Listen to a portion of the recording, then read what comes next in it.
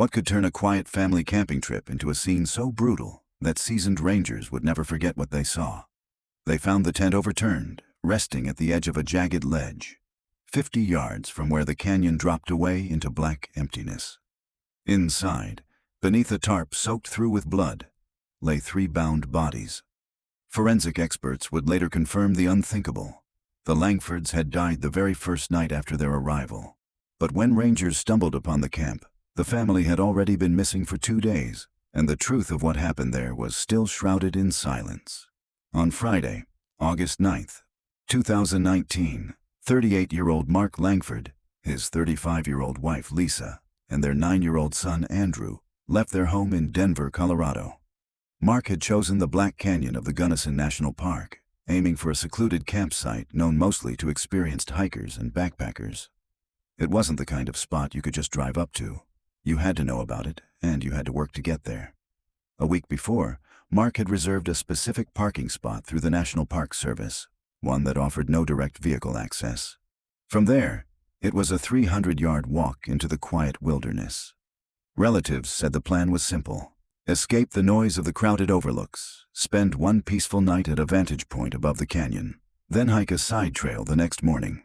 Before they left, Mark topped off the tank of his blue Honda Odyssey minivan and packed it with everything they'd need: a 3-person tent, sleeping mats, 2 adult sleeping bags, 1 child's sleeping bag, a cooler of food, a gas stove, dishes, a flashlight, raincoats, a folding shovel, and 2 backpacks full of clothes. At 8:32 a.m., their GPS showed them pulling out of Denver, heading south along U.S. Highway 285. They passed through Salida, then Gunnison. Just before 1 in the afternoon, a security camera at a Sapanro area gas station captured Mark buying bottled water and a bundle of dry firewood. Hours later, at 5:41 p.m., another camera caught their minivan entering Black Canyon of the Gunnison National Park. The ranger at the gate logged their arrival, noting that Mark mentioned camping near the south rim, without giving a precise location. The weather was turning restless. 74 degrees, wind pushing in from the west at 10 miles per hour, clouds gathering over the canyon rim. At 8:47 p.m., Mark called his sister, Carol. His voice was calm but measured. They had set up the tent, he told her, though clouds were closing in from the northwest. The weather is changing, but everything is fine so far, he said. Then the call dropped. That would be the last time anyone heard from Mark, Lisa, or Andrew. By the next morning, Saturday, August 10th, the family's plan had been to hike to one of the canyon's lookout points, but no one on the trail saw them. Other visitors exploring the southern cliffs never noticed their tent, nor any sign of their presence. When they failed to appear that evening, there was no immediate panic. Maybe they'd chosen a different path or another camping spot. It wasn't until August 11th that the alarm began to grow. Relatives started calling park officials, explaining that the Langfords had been out of contact for nearly 2 days. On the 12th, rangers held a formal briefing. Search teams began sweeping through established campsites in the southern section of the park. On August 13th, 2 rangers patrolling near the canyon's southern edge spotted something that made them stop cold. A tent collapsed on its side, 50 yards from a vertical drop. The guy lines were ripped free of the ground, the scene scattered with unsettling debris. A broken lantern, an empty cooler, a folding shovel. Drag marks led to the tent from the opposite side. The dirt and rock around the site showed partial shoe prints, size 12, headed toward an unofficial trail leading deeper into the canyon. When the rangers unzipped the tent flap, the nightmare revealed itself. Mark, Lisa, and Andrew lay inside, their hands and feet bound behind their backs with synthetic cord. The tarp over them was heavy with blood. Forensic experts would later conclude the cause of death was blunt force trauma, delivered on the night of August 9th, likely around 10 p.m. No weapon was ever found. Missing from the site were 2 backpacks, a flashlight, and a first aid kit. On August 14th, investigators from the Gunnison County Sheriff's Department and the Colorado State Police Criminal Investigation Division arrived. The campsite was locked down within a 100-yard radius. Every object's position was photographed, tagged, and logged. Plaster casts were made of the size 12 prints in the rocky soil. Teams began canvassing other campsites, questioning anyone who had been in the area between August 8th and 12th. The park turned over visitor logs, entrance and exit footage, and a list of every vehicle parked near trails in that time frame. 142 names, 48 vehicles. Investigators zeroed in on those who'd entered after 6 p.m. on the 9th and left before noon the next day. The tent was examined piece by piece. The cord used to tie the victims was traced to industrial-grade synthetic rope, commonly used in mountaineering or water sports. On one section of the inner core, technicians found microparticles of blood that didn't match any member of the Langford family. The sample was rushed to the state lab for DNA analysis. On the inside of the tarp, they found both palm and fingerprint impressions. Some belonged to Mark and Lisa, but 2 prints didn't match any known individual in law enforcement databases. The family's minivan was discovered 300 yards from where it had been left, parked in a small dirt clearing. Inside were their documents, house keys, a child's toy, and groceries. In the trunk sat a gas burner, a folding table, and sleeping bags, unused. The evidence suggested the Langfords had set up a camp without many of the items they'd brought, raising a haunting question.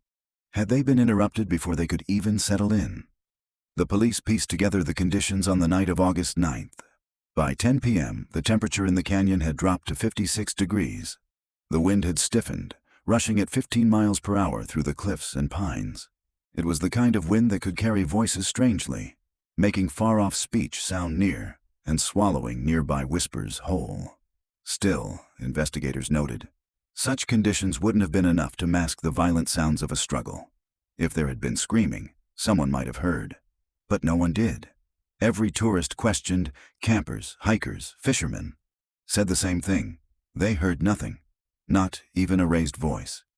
Meanwhile, the camera analysis began. On a service road south of the Langford site, one camera captured a dark-colored SUV, possibly a Chevrolet Tahoe, heading toward the canyon at exactly 10:38 p.m. on August 9th. The headlights flared against the lens, washing out the license plate. Curiously, no vehicles matching that description had been logged as taking that route. Over the next 2 days, investigators cross-checked every registered visitor.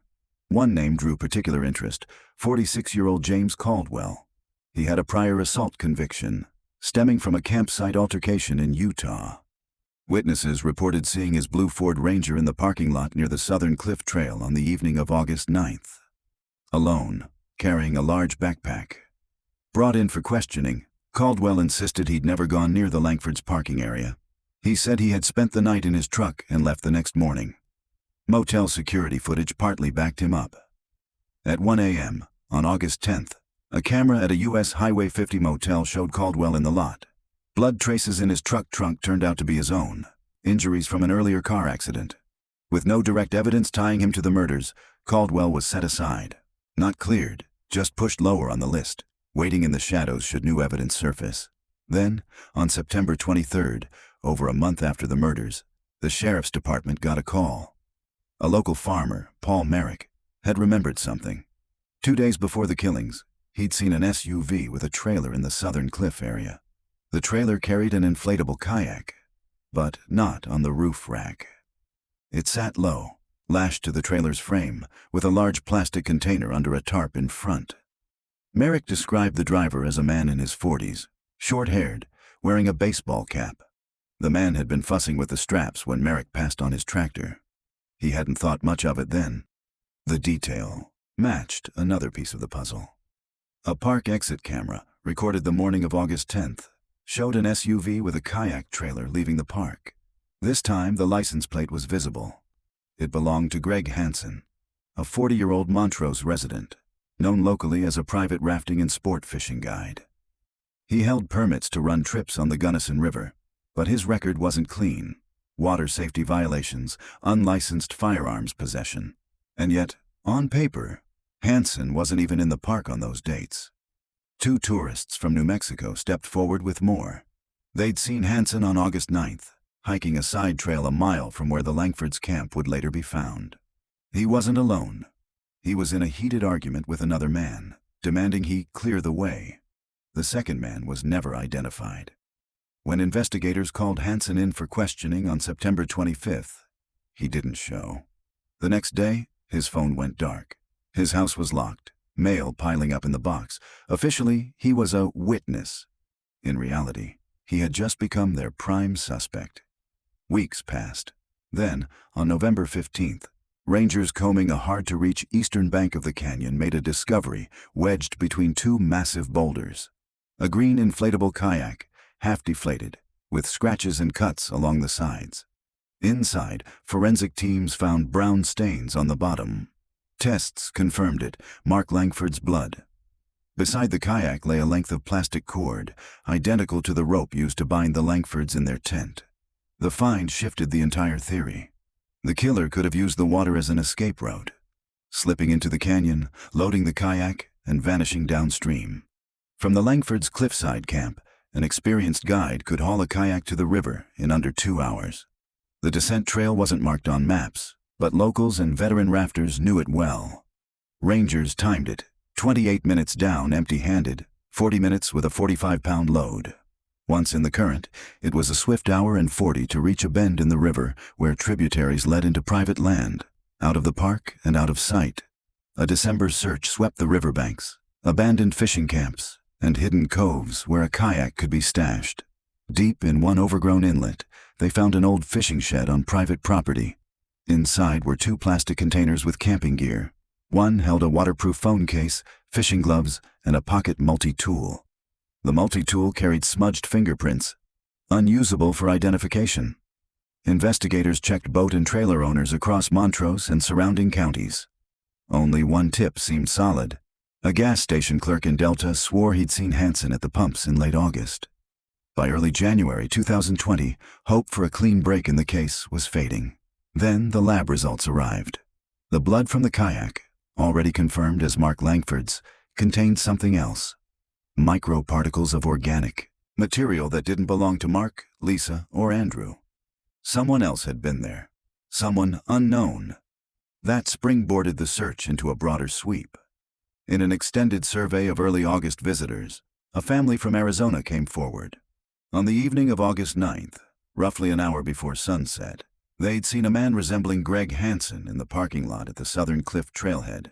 He was unloading 2 large dry bags in a plastic container from a trailer. The man appeared nervous, scanning the lot repeatedly. They remembered something else. A dark SUV nearby. Possibly a Jeep Grand Cherokee with tinted windows. The sighting cracked open a new theory. Hansen might not have been working alone, but without plate numbers or clear video, proof was out of reach. By February 2020, Hansen's status shifted from witness to suspect. The National Wanted database carried his name. Federal agencies were notified. No one spotted him. Not once. In spring, investigators returned to the Langford murder site for a second sweep. This time into the rock ledges and the forest strip near the unofficial trail where those size 12 prints had first been found. 25 yards from the cliff, hidden in thick undergrowth, they unearthed a metal flask pressed into the dirt. Fingerprints lingered on the lid. Inside, the liquid still carried the sharp tang of alcohol. DNA in the saliva matched that same unknown profile found in the rope fibers in the kayak residue. 50 yards farther, they discovered a shattered hiking shovel handle made of impact-resistant plastic, its surface scarred with blunt force strikes. Blood on the handle belonged to Lisa Langford. Fingerprints were there too, but blurred, incomplete. The robbery theory gained weight. Mark had carried a travel bag with $200 cash and professional camera gear. None of it had been found, not at the campsite, not in pawn shops, not online. By April, a new lead emerged from another guide in Montrose County. Weeks before the murders, he'd seen Hansen in a tense argument with a man matching the unknown suspect's description. Triangle tattoo on his right forearm. The sketch went to departments statewide, but no exact match turned up. Video review added another piece. On the morning of August 10th, at 5 a.m., a camera at the Eastern Park exit caught Hansen's SUV with a trailer.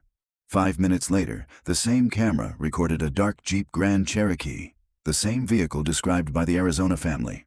Close enough in time to be traveling together. Still, no footage showed them side by side. In May 2020, investigators laid out their theory. At least 2 attackers. One was Hansen.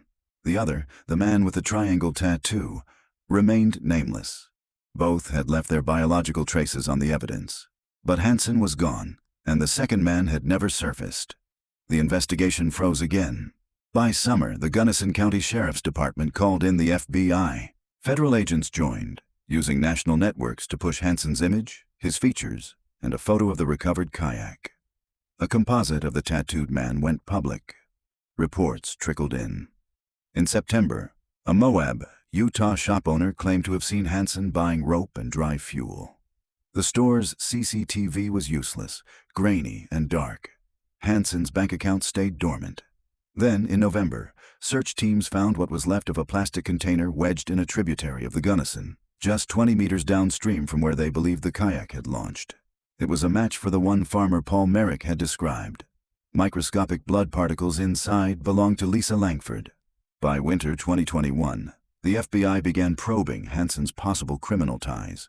A confidential source said that months before the murders, he'd tried to sell high-end camera gear for far below market value, gear matching what Mark Langford had owned. The lead couldn't be tied to a sale. In spring, agents canvassed marinas and recreation centers reachable by water. One dock owner remembered the morning of August 10, 2019, a green kayak with two men mooring around 8 a.m. Both wore life jackets. One had that unmistakable triangle tattoo. Within minutes, the kayak was loaded onto a dark SUV with a trailer, which sped off toward the highway. It was the closest thing to confirmation of two culprits they'd ever had. And yet, the license plate was missed. By summer 2022, the FBI admitted the truth. Hansen had vanished. The man with the triangle tattoo was still a ghost. The Langford case stayed open, files marked active investigation, waiting for the day when one piece of evidence might finally surface. Until then, the canyon keeps its silence. And somewhere out there, maybe on the river, maybe far beyond it, two men know exactly what happened that night. What do you think? Was Hansen the killer who escaped on the water, or just the one man they could almost catch? Share your theory in the comments below.